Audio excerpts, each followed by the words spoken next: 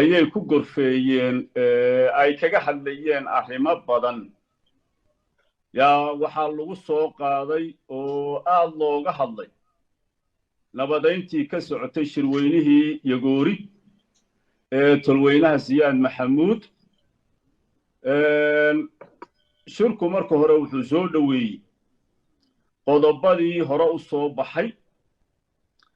waxgaradka hadday tahay culimo iyo hadday tahay cuqaal iyo hadday tahay codkar tolweynaha Siyaad Maxamuud ay hore u soo saareen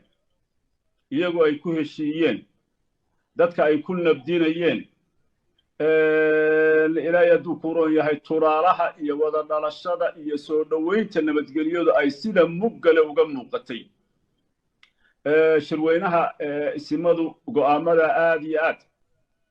ayuu u soo dhoweynayaa wuxuuna ku dhiirigelinayaa tolweynaha Siyaad Maxamuud walaalaha ah